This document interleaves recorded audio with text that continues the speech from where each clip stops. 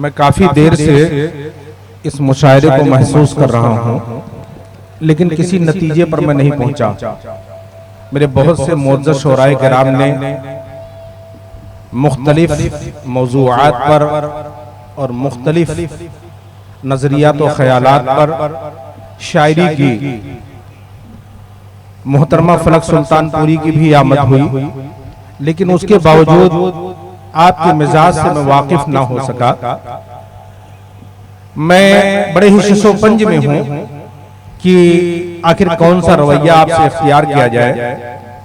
वैसे उमूमन ये देखा गया है सरफराज भैया कि जो कुर्सी पाते हैं ना, कुर्सी पाने के बाद गूंगों के मुंह में भी जबान आ जाती है, कुर्सी पाने के बाद। लेकिन अल्लाह जाने आप कौन कुर्सी वाले हैं। मैं समझने से रहा मैं दो मिसरा आपके सामने पेश करता हूं, उसके बाद मेरा भाई आपके समातों के हवाले होगा कि लगी है प्यास तो थक कर न बैठ सहारा में, लगी है प्यास तो थक कर न बैठ सहारा में, कुछ और चल के समंदर दिखाई देता है, कुछ और चल के समंदर दिखाई देता है। और चार मिसरे किसी शायर के मुझे यूं याद आ रहे हैं कि तू फूल मत देख हथेली की लकीरें लबे दरिया, मत देख हथेली की लकीरें लबे दरिया, और मोती की तमन्ना है तो दरिया में उतर जा,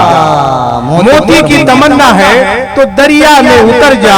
तो फूल की सूरत न चिमट शाखे चमन से, तो फूल की सूरत न चिमट शाखे चमन से, खुशबू की तरह सहने गुलिस्ता में उतर जा। मैंने वो दो मिसरे पढ़े, खुशबू की तरह सहने गुलिस्ता में उतर जा।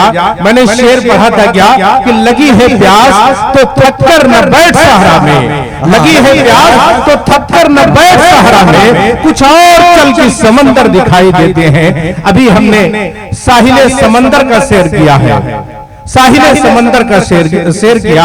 हमारी समातों के हवाले आए मेरे बड़े ही अजीज दोस्त और मेरे बिरादरम अशरफ हसन आरिफी साहब। उसके बाद ये सिलसिला बरकरार रहा, हम पहुंचे अमजद रहमानी साहब तक, और उसके बाद हमारा सफर मजीद आगे बढ़ा और मोहतरमा फलक सुल्तानपुरी साहबा को हमने समात किया। इसी तरीके से हम दरिया के करीब तर होते जा रहे हैं। बस आप अपनी तिश्नगी का पासो लिहाज रखें, इंशाअल्लाहुल अजीज आपकी तिश्नगी की भरपूर मेहमान नवाजी की जाएगी। लेकिन कहते हैं कि खामोश दिल भरी महफिल में चिल्लाना नहीं अच्छा, अदब पहला करीना है मोहब्बत के करीनों में।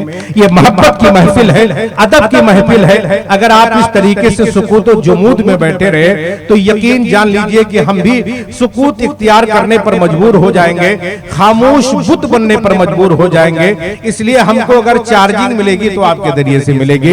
इसलिए मैं गुजारिश करूंगा कि आप अपने जिंदा दिली का सबूत देते रहें और इज्जत व एहतराम के साथ हमारे शोराए किराम को सुनते रहें।